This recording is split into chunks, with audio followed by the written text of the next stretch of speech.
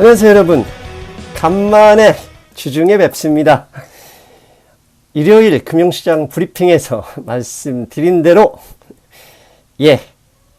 이제 하반기 강력한 랠리를 기대하라. 베어마켓 랠리 아닙니다. 강력한 랠리 저는 충분히 가능성이 높다 이렇게 보고 있습니다. 왜 이렇게 제가 설레발을 치는지 방송 먼저 봐주십시오. 네, 여러분 제목 보셨죠? 하반기 베어마켓 랠리 아닙니다. 강한 상승 랠리를 기대한다. 내심 S&P 500 인덱스 기준으로 4,800포인트까지는 가지 않겠느냐? 아니면 제 예상을 넘어서 5,000포인트까지 충분히 기대할 수 있다. 그 이유는 바로 페드 풋 때문에 그렇습니다. 자, 이제부터 시작합니다. 먼저 5월 증시, 5월 이후 이게 지금 화면은요, 제가 5월 증시 하락장을 예상한다는 방송이 있었잖아요. 그때 가져왔던 화면, 그때 방송했던 화면 그대로입니다. 지금 그 당시 5월 증시 하락장을 예상한다고 방송을 냈었는데 그 이유가 인플레이션과 통화량에서 힌트를 찾는다 그랬죠. 상반기 증시의 가장 큰 악재는 인플레이션의 급등이었습니다. 그런데 인플레이션은 이미 잡히기 시작했을 수도 있다라는 게 저의 생각입니다. 이제부터 왜 그렇게 생각을 하는지 하나씩 살펴보겠는데요. 먼저 인플레이션, 지난주에 9.1%, 전년 동기 대비 9.1%, 81년 이후 거의 40년 만에 최고치를 기록했습니다. 그렇다면 여기서 중요한 게 있죠. 인플레이션의 정확한 뜻이 무엇인지 그것부터 확인해야 됩니다. 인플레이션 뜻, 제가 정한 게 아닙니다. 사전 찾아보거나 경제용어 사전 뒤져보면 그대로 나옵니다. 통화량이 증가하면서 늘어난 돈 때문에 그 여파로 물가가 상승하는 현상, 그걸 인플레이션이라고 합니다. 그렇다면 정말 미국의 현재 41년 만에 최고치를 기록한 인플레이션 CPI가 정말 통화량 증가율이 급증했기 때문인지 알아볼 필요가 있습니다. 그래서 찾아왔습니다. 지난 78년 이후 지금 미국의 통화량 증가율과 CPI, 인플레이션 레이트를 여러분은 보고 계십니다. 붉은색은 인플레이션 레이트, CPI입니다. 그리고 검정색은 통화량 증가율, M2 growth rate, 통화량 증가율입니다. 작년 2월 기준으로 미국의 통화량 증가율이 무려 26.89% 고점을 찍고 하락을 했습니다. 그런데 저렇게 통화량이 고점을 찍었을 때 미국의 인플레이션 레이트는 1.68%였습니다. 당시 페드 임원들이 트랜지터리, 즉 인플레이션 잠깐 지나가고 말 거야 라고 했던 것도 저렇게 물가가 낮았기 때문인데요. 이게 지난 6월 28일 발표한 통화량 증가율을 보면 6.55%입니다. 이게 왜 상당히 중요한데 왜 미국의 지난 40년 장기 통화량 평균 증가율은 7.16%였습니다. 그러니까 최근에 급격한 금리 인상, 거기에 지금 제가 이 화면에는 가져오지 못했는데 이미 여러 번 말씀을 드렸죠. 영래포 금액이 2조 2천억 달러가 지금 현재 미국 중앙은행 금고에 들어왔습니다. 한마디로 시중에 돈이 다 필요 없어요. 그냥 원금만 줘 하고 연준의 금고로 들어온 돈이 2.2조 달러 어마어마한 돈이 들어오니 저 통화량 증가율이 급격하게 하락하고 있어요. 6월 28일 기준으로 이미 통화량 증가율이 6.55%라 CPI 9.1%보다 낮은 데드 크로스가 발생한 상황입니다. 자, 통화량 증가율이 보셨듯이 급증했으니 당연히 시차를 두고 인플레이션이 동반하면서 폭발을 해버린 겁니다. 그렇다면 반대죠. 통화량 증가율이 하락하면 당연히 시차를 두고 물가도 내려갑니다. 그런데 앞에서 보여드렸듯이 통화량 증가율이 2021년 2월에 26.89%로 급증한 이후 6월 28일자 발표한 걸 보면 6.55%로 확실하게 내려왔어요. 이 6.55%는 미국의 장기 평균 통화량 증가율 7.16% 밑에 있다. 이게 왜 중요한 얘기냐? 80년대 우리 볼커 전 의장께서 기준금리를 20% 이상으로 그러니까 급격하게 인상했을 당시 인플레이션을 잡기 위한 조치였었죠. 그렇다면 그 전에 그 당시 80년대 얼마나 인플레이션이 높았는지 그리고 그게 실제로 통화량 증가율하고 관계가 있는지 제가 가져왔습니다. 그림 보시는 것처럼 지금 현재 검정색은 통화량 증가율, 붉은색은 CPI 인플레이션율입니다. 지금 오른쪽에 보면 인플레이션율이 14.73%, 저게 80년 4월입니다. 저때부터 미국이 기준금리, 그 전에부터 시작을 했지만 급격하게 인상을 해서 통화량 증가율이 물가를 잡았죠. 그런데 그 앞에 보면 왼쪽에 파란색 점선 동그라미 보이시죠? 그 이전에 이미 통화량 증가율이 14%로 높아졌고 그 여파로 물가가 시차를 두고 따라왔던 거죠. 반대로 통화량 증가율이 낮아지자 시차를 두고 오른쪽 파란색 화살표 보이시죠? 83년까지 인플레이션율이 급격하게 내려왔다 이겁니다. 즉 앞에서 설명드린 것처럼 통화량 증가율이 6월 28일자로 이게 5월 통화량 증가율인데 이미 6.55%로 내려왔고 그런데 6월 달에 0.75% 금리를 인상했어요. 그러면 7월 말 네 번째 주 화요일에 발표할 통화량 증가율은 저보다 더 많이 추가 하락 가능성이 높겠죠. 거기에 그 다음날 뭐 합니까? 수요일. 다시 한번 0.75% 금리 인상이 예정되어 있죠. 그렇다면 M2 증가율 화요일 즉 FOMC 바로 하루 전날 발표하는 M2 증가율이 상당히 많이 떨어질 가능성이 높고 거기에 7월 금리 인상이 벌어진다면 8월에 발표하는 9월에 발표하는 M2 증가율 당연히 더 많이 떨어지겠죠. 그러면 앞에 80년대에서 확인했듯이 통화량 증가율이 급격하게 감소하면 바로 물가 하락이 따라온다는 사실. 이게 진짜 가능한지 가능합니다. 지금 보시는 그림은 지난주에 발표한 컨슈머 크레딧 미국의 소비자 신용입니다. 일종의 소비자들이 신용카드나 할부 대출 이런 거 얼마나 대출 늘렸냐인데요. 보시는 그림 오른쪽 보이시죠? 급격하게 하락하고 있습니다. 하락한 수치가 적다고요? 5월달 수치이기 때문입니다. 그러면 6월달에 0.75% 올렸다는 걸 감안하면 다음 달은 더 많이 하락할 가능성이 있고요. 거기에 7월 0.75%의 추가 인상, 당연히 영향을 미칠 가능성이 높습니다.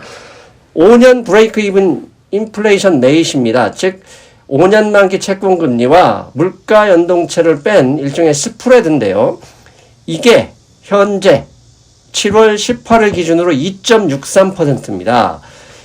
지난 3월이죠. 3월 이 5년 인플레이션 브레이크 이븐 인플레이션 레이트가 3.6%까지 올라갔는데 이게 최근에 금리 인상과 물가 대책 등으로 빠른 속도로 하락하고 있는데 현재 수준은 21년 10월 수준입니다. 이미 CPI는 계속 말씀드리지만 후행성이잖아요. 후행성 지표는 아직도 9.2%가 높았지만 인플레이션 레이트 기대를 할 수 있는 기대 심리 등등 예측을 할 수 있는 지표들은 빠르게 하락하고 있다는 겁니다. 그렇다면 당연히 8월부터는 8월 CPI 9월 둘째 주에 발표합니다. 현재 상황, 통화량 증가율의 급속한 감소, 거기에 여러 가지 주변 5년 인플레이션 레이트, 브레이크 이븐 인플레이션 레이트, 10년 브레이크 인플레이션 레이트, 브레이크 이븐 인플레이션 레이트 이런 것을 감안하면 9월 둘째 주에 발표하는 8월의 물가 상승률은 페드가 목표로 하는 2% 이내로 돌아올 가능성이 있다. 저는 그렇게 추정합니다. 이게 정말 사실일까요? 네가 점쟁이냐? 상승면서 네가 어디 점 보고 왔냐? 아닙니다. 제가 쓸데없이 설레발 아닙니다. 제가 말씀드리는 이유는 최근에 블룸버그 인플레이션 예상치를 봐서도 확인할 수 있습니다. 지금 지난주에 나온 블룸버그에서 추정한 올해와 내년도 CPI 인플레이션 추정치인데요. 지금 2022년 8월 0.1% 증가, 9월 0.2% 증가. 저게 월입니다. 월. 그렇다면 저게 11을 곱하면 1년 YOY가 됩니다. 그런데 8월, 9월 시부터 급격하게 인플레이션이 낮아진다. 2% 이내로 들어올 가능성이 높다고 이미 블룸버그에서 추정을 하고 있는 거예요. 그런데 7월은 1.2%로 높게 예상하고 있어요. 7월 발표는 7월 CPI는 8월에 발표하죠. 그런데 8월 CPI 9월 둘째 주 금요일에 발표한 예상 물가가 이렇게 낮아지고 있는 겁니다. 도대체 어떻게 몇 달 만에 이렇게 급격하게 인플레이션 수치, 물가 상승률이 낮아질 거라고 블룸버그가 예상하고 있느냐? 이게 CPI 통계의 비밀에 있습니다. 지금 보시는 그림은요. 맨 왼쪽 그냥 기준을 100이라고 물가지수 기준을 100이라고 했는데요. 그냥 내가 둔 겁니다. 제가 그린 그림이에요. 2021년 1월부터 미국의 물가 상승이 급격하게 늘어났죠. 그러니까 증가하게 됐죠. 그런데 2022년 7월 9.1%를 기록할 정도로 저렇게 높아졌는데 물가 상승률 인플레이션 목표치 2%잖아요. 2%가 2020년 1월 기준이 아닌 거예요. 항상 1년 전 기준입니다. 즉 1년 전 기준이라면 1년 전에 오른 물가 대비 2%면 간단한 얘기예요. 즉 지금 A, C, B 지점이 있는데요. B 2020년 1월 수준으로 낮추는 게 인플레이션의 정책 목표가 아니라는 겁니다. 이미 올라간 것을 적당히 2% 다음 달이나 내년 동기 대비 2%로 낮추는 게 패드의 목표이기 때문에 이미 물가가 충분히 올랐다 그러면 그 다음 1년에는 오를 게 별로 없다는 겁니다. 즉 이미 작년 8월, 7월, 9월에 급격하게 금리가 이미 올랐기 때문에 1년이 지나서 발표하는 이 물가 수준은 더 이상 오를 게 많이 없다는 것을 말씀드리고 있는 겁니다. 그래서 이런 상황이라면 우리가 80년 고 볼커 의장이 계셨을 때 인플레이션과 증시에서 어떤 일이 일어났는지 배워야 됩니다. 즉 제가 왜 갑자기 7월부터 금리 이 증시 상승을 베어마켓 랠리도 아니고 본격적인 하반기 랠리를 예상하느냐. 그것은 금리 인상 스케줄의 중단하지 않더라도 스케줄의 변화, 연말까지 3.5%, 내년까지 4% 이런 얘기, 점도표 계속 얘기했잖아요. 거기까지 올리든 안 올리든 그건 중요한 게 아닙니다. 그럼 가봐야 알겠지만, 그런 스케줄을 약간 변화할 필요가 있어 라는 의견이 나오는 그때부터 증시는 상승을 시작할 것이다 라고 보기 때문입니다. 지금 보시는 그림, 제가 화요일 아침에 멤버십에도 올렸고 일반 게시판에도 올렸던 그림입니다. 지금 지난 80년대에 미국이 금리 인상 스케줄을 중단했던 게 언제냐? CPI 6%대입니다. 그리고 정확하게 1년 후에 미국의 CPI는 2%로 복귀를 했습니다. 그런데 앞에 블룸버그에서 내년 8월이 아닙니다. 올해 8월만 하더라도 2% 복귀 가능성을 조심스럽게 점치고 있어요. 즉 물가가 높다고 해서 2%가 안 됐다고 해서 금리 인상 스케줄을 중단하는 게 아니라 이미 그 가능성, 물가 안정 가능성만 보면 스케줄이 변화될 수 있다는 얘기입니다. 그래서 80년대 약 18개월 동안 미국 S&P 500 인덱스 기준 27% 하락을 했는데요. 이게 금리 인상 중단을 선언한 8월부터 82년 8월에 금리 인상 중단을 결정했는데요. 이미 6월부터 주가는 보시는 그림처럼 바닥을 찍고 올라갔고 4개월 만에 27% 하락했던 걸 전부 만회했었습니다. 왜?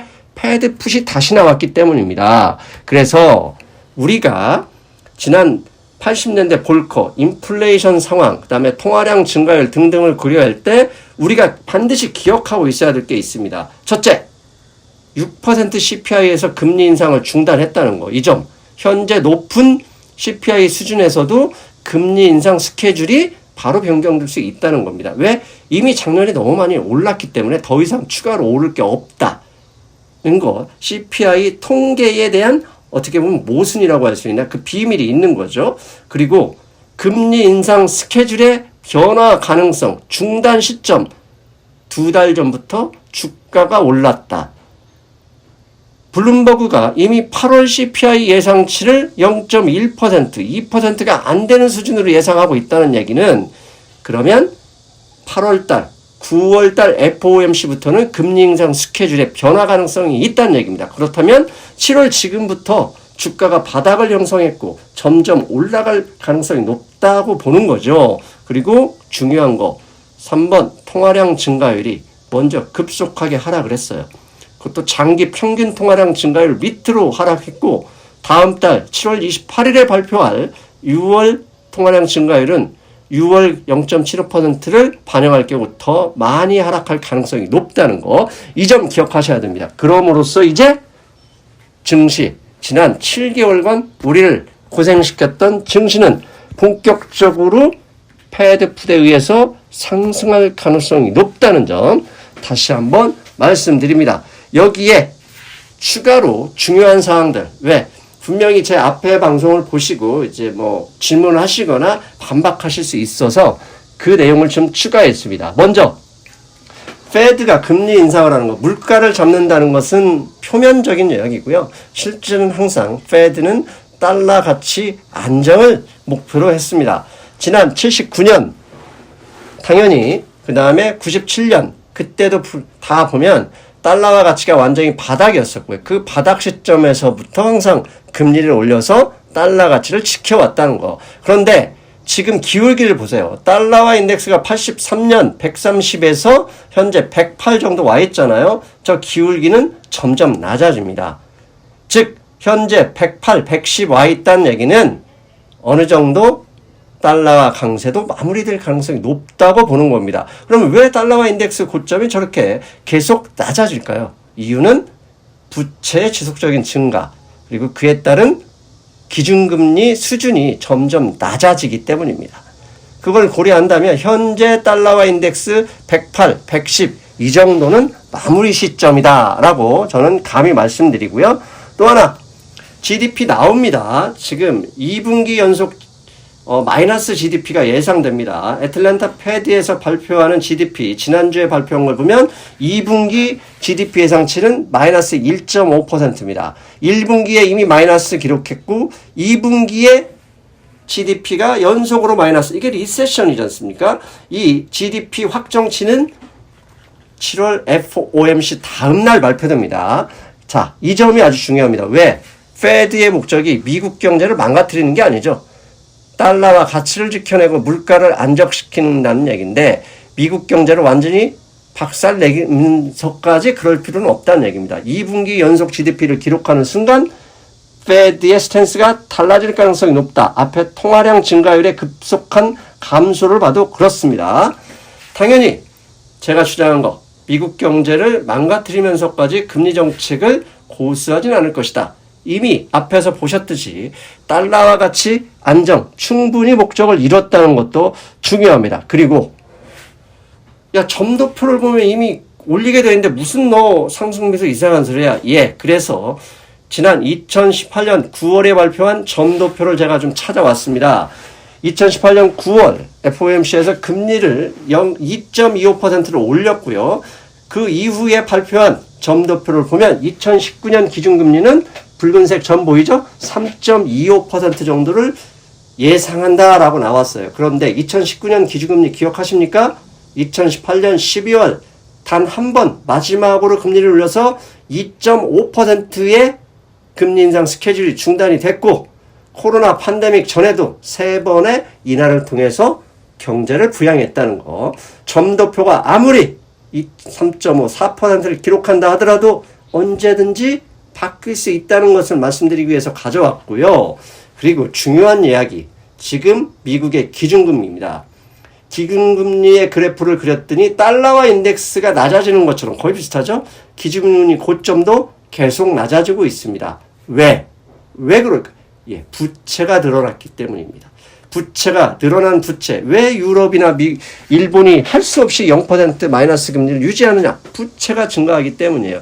신용화폐 시스템은 어쩔 수 없습니다. 매년 부채가 늘어나야 경제가 성장하는 겁니다. 그 경제를 지탱하기 위해서는 또다시 부채가 필요한데 금리를 많이 오른다? 못 올립니다. 그래서 저는 점도표가 아무리 3.5, 4.0% 하더라도 저 그래프를 감안했을 때 기울기를 감안했을 때 아마도 7월 말 또는 9월 FOMC에서 금리 인상이 중단될 가능성을 높게 봅니다.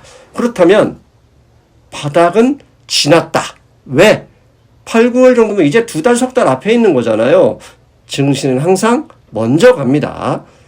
그렇기 때문에 이제 패드 풋이 다시 나올 수 있으니 바닥은 지났다라고 감히 선언을 하고 이제 오를 것이다. 그런데 바로 수직으로 오르진 않죠. 그렇죠. 언제부터 본격적으로 우리 마음을 설레게 하는 상승이 나올 수 있겠느냐? 예, 그것은 80년대 볼커 시대를 추정해 보니 금 가격, 골드 가격의 추세 반전에서 신호를 포착할 수 있다는 생각입니다.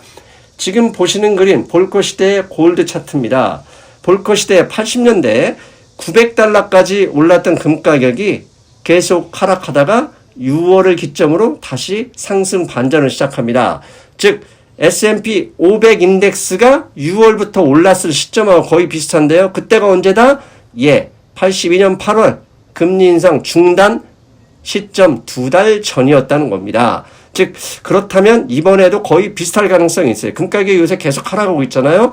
금 가격이 상승 반전은 되는 시점, 그때부터 주식시장이 본격적인 강한 상승 랠리를 펼칠 것이고 그 이전에는 바닥을 다졌고 이미 다졌다고 보는데 그 과정에 있을 거라고 생각합니다. 자, 마지막으로 주식시장이 상승하는 강력한 요인 딱 하나밖에 없습니다. 패드 풋. 왜? 신용화폐 시스템은 부채가 필요하고 그 부채를 가장 많이 가져오고 있는 게 패드 풋.